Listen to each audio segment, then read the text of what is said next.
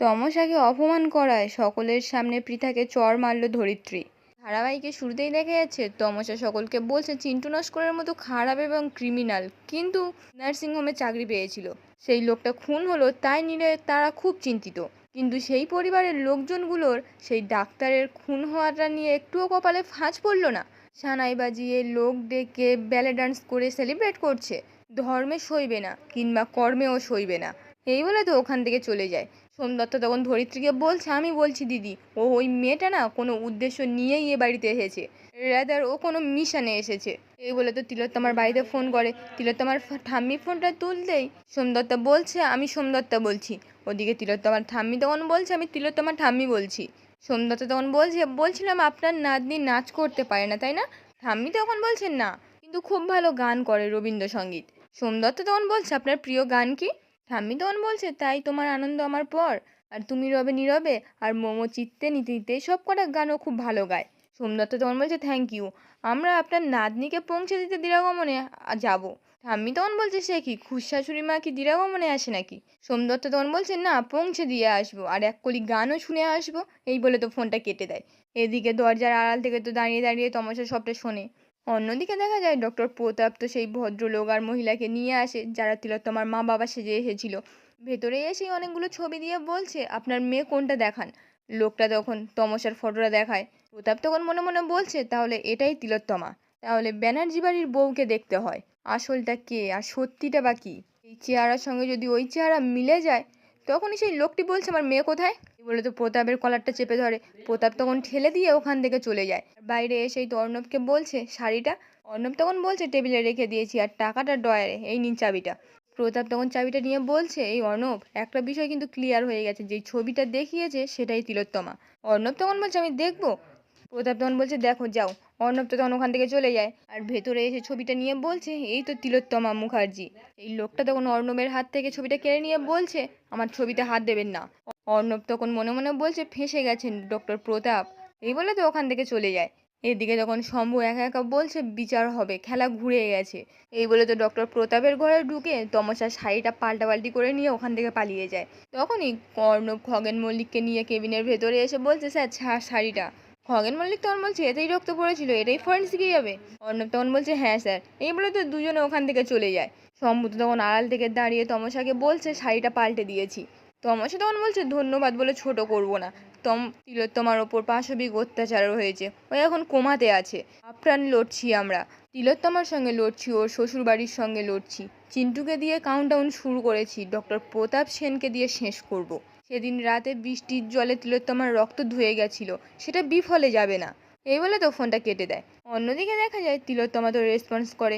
তখন নার্স দৌড়ে গিয়ে ডক্টর বসাককে ডেকে নিয়ে আসে।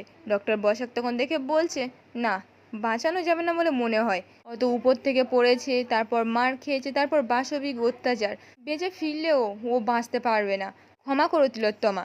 তখনই সিসি এসে বলছে, ও বাঁচবে ডাক্তার, ওর বাঁচাটাই হবে ঘুরে দাঁড়ানো, ওর প্রতিবাদ। আমার তো এখনো ক্ষমা চাওয়া বাকি আছে, আমি এই সমাজে দাঁড়িয়ে ওর কাছে ক্ষমা চেয়ে প্রথম পুরুষ হতে চাই, আর এই দায় নিয়ে সবাইকে বাঁচতে হবে।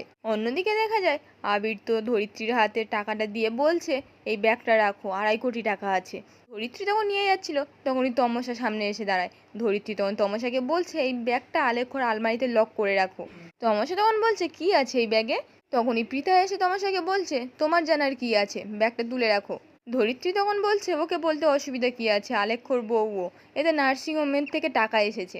তমসা তখন বলছে, নার্সিংহোম থেকে এভাবে টাকা আসে, আপনাদের ব্যবসার রং কি কালো? পৃথা তখন বলছে, তোমাকে এসব নিয়ে মাথা ঘামাতে হবে না, তোমার দিরাগমন আছে না, দিরাগমনে যাও, আর ওখান থেকে ফিরলে হানিমুনে পাঠানো হবে। তমসা তখন বলছে, কত টাকা আছে? ধরিত্রী তখন তমসাকে বলছে, তোমার কাছে লুকিয়ে কি করব, 2.5 কোটি টাকা আছে, ধরো। তমসা তখন বলছে, ও তার মানে কালো টাকা? ধরিত্রী বলছে, হ্যাঁ, নার্সিংহোমের উপার্জন। তমসা তখন বলছে, একদিনের? আবির তো তখন রেগে গিয়ে তমসাকে বলছে, একটু বেশি প্রশ্ন করছো না তুমি? তমসা তখন বলছে, কেন, প্রশ্ন করলে অপরাধ নাকি? একজন ডাক্তার ছাদ থেকে পড়ে মারা গেল, সেটা নিয়ে অবরোধ হচ্ছে, বিক্ষোভ হচ্ছে, আর সেই ডাক্তারকে কেউ দেখেনি, কি হচ্ছে কিছু বুঝতেই পারছি না, আর আপনারাও এ বিষয় নিয়ে কোনো চিন্তিতই নন, উল্টে চিন্তন নস্কর নামে একজন অ্যান্টি সোশ্যাল লোক খুন হয়েছে বলে। তখনই পৃথা বলছে, মুখটা বন্ধ রাখো, বেশি কথা বলছো তুমি, এই টাকাটা রাখতে বলা হয়েছে, রাখো। তমসা তখন ব্যাগটা হাতে নিয়ে বলছে, এই টাকাটাকেই কি কাটমানি বলে? এরকম টাকা নিশ্চয়ই আরও এসেছে, ভাগাভাগি হচ্ছে। পৃথা তখন বলছে কি ভাষা, এ বাড়িতে ওই ভাষায় কেউ কথা বলে না। তমাশা তখন বলছে কথা বলে না, কিন্তু ভাগের টাকাটা আসছে। কি করেন, 2 নম্বরই ব্যবসা, নাকি হিউম্যান বডির ওপর অর্গান তার ওপর কাটমানি, নাকি পেসমেকার, নাকি অন্য কিছু? কারাপশনটা ঠিক কতটা এই পরিবারের? পৃথা তখন চিৎকার করে বলছে ডোন্ট ক্রস ইওর লিমিট। তমাশা তখন ধরিত্রীকে বলছে আমি নাকি আপনার প্রিয় আলেখ্যর বউ, আমি তো পরিবারটাকে বুঝতে চাইছি, কিন্তু পরিবারটা তো বুঝতে দিচ্ছে না। তাহলে কি আমি অতিথি? ধরিত্রী তখন পৃথাকে সরি বলতে বলে, পৃথাও তখন সরি বলে। ধরিত্রী তো এবার তমাশাকে বলছে দেখো, এ বাড়ির উপার্জন নিয়ে আমরা মেয়েরা মাথা ঘামাই না। তমাশা তখন বলছে তাকে মাথা ঘামায় এ বাড়ির ছেলেরা, যদি পুলিশ জানতে পারে? আবির তখন বলছে ওসব নিয়ে তোমাকে ভাবতে হবে না, সব সেটিং আছে। তমাশা তখন বলছে কিসের সেটিং, কালো টাকার নাকি জুনিয়র ডাক্তারের মৃত্যুর সেটিং? তার বডিটা কোথায়, তার পরিবার পেয়েছে নাকি জ্বালিয়ে দেওয়া হয়েছে? ধরিত্রী তখন তমাশাকে বলছে তুমি এসব নিয়ে মাথা ঘামিও না, তুমি টাকাটা দাও, আমি রেখে দিচ্ছি। তমাশা তখন বলছে না না, আমি রেখে দিচ্ছি। এই বলে তো মনে মনে বলছে প্রমাণ তো লাগবেই কালো টাকার। বিয়ের লগ্ন পেরিয়ে বিয়ে হয়েছে, আর আপনার ছেলের সঙ্গে আমার কোনো সম্পর্কও নেই। এই ভেবে ভেবে তো ওখান থেকে চলে যায়, আলমারির মধ্যে টাকাটা ঢুকিয়ে রাখে। ধরিত্রী তখন বলছে টাকাটা রেখে তুমি রেডি হয়ে নাও। তমাশা তখন বলছে এই টাকা বোধহয় আলেখ্যর আলমারিতে জমা পড়ে। ধরিত্রী তখন বলছে হ্যাঁ, ওটা ওর নার্সিংহোম থেকে এসেছি তো, আবিরেরও আছে আভাসেরও আছে। তমাশা তখন বলছে সব জায়গা থেকে টাকা আছে? পৃথা তখন বলছে টাকার জন্যই তো মানুষ বেঁচে থাকে। তমাশা বলছে কেন, সৎভাবে করা যায় না? আবির তো তখন চিৎকার করে বলছে ও কিন্তু মাত্রা ছাড়িয়ে যাচ্ছে। তখনই অঞ্জলি এসে বলছে ও তো কিছু জানে না, তার নেসেসারি ওকে জানানোর কোনো প্রয়োজন নেই এখন। এই বলে তো আবিরকে বলছে তুই ফোনটা ফেলে গেছিলিস, তোর ফোন এসছে নার্সিংহোম থেকে। তমাশা তখন বলছে কার ফোন এসছে? ডক্টর প্রতাপ। আবির তখন কোনো কথা না বলে ফোনটা রিসিভ করে। প্রতাপ তখন বলছে কী শাড়ি পাঠিয়েছেন? শাড়িতে কোনো ব্লাডের স্যাম্পেল নেই। আবির তখন বলছে কী কালার? প্রতাপ বলছে ইয়েলো কালার। আবির তখন বলছে এটা হতে পারে না, পুরো পরিবারের সামনে শাড়িটা। তখনই তমাশা বলছে কী শাড়ি? আবির তখন বলছে তোমার এ ঘরে কাজ হয়ে গেছে তো, প্লিজ একটু বাইরে যাবে? অঞ্জলি তখন আবিরকে বলছে ওর ঘর থেকে ওকেই বেরোতে বলছিস? আবির তখন বলছে আই এম সরি, এই বলে দোকান থেকে বেরিয়ে যায়। বাইরে এসে প্রতাপকে বলছে এটা হতেই পারে না। আর প্রতাপ তখন খগেন মল্লিককে বলছে ও আমার কথা বিশ্বাস করছে না। খগেন তখন ফোনটা নিয়ে বলছে আমি বড়বাবু বলছি, সত্যি এক ফোঁটা ব্লাড স্যাম্পেল নেই। আবির তখন বলছে এটা হতে পারে না, আমাদের বাড়ির সকলে দেখেছে, এক লিস্ট আলেখ্যও চেক করেছে। তখনই পেছন থেকে তমাশা এসে বলছে কার সাথে কথা বলছেন? শাড়িটা নিয়ে কোনো প্রবলেম হয়েছে নাকি? আসলে শাড়িটা আমি কোথাও খুঁজে পাচ্ছি না। এই বলে তো নীলিকে ডেকে বলছে নীলিদি তুমি দেখেছো শাড়িটা কোথায়? নীলি বলে না।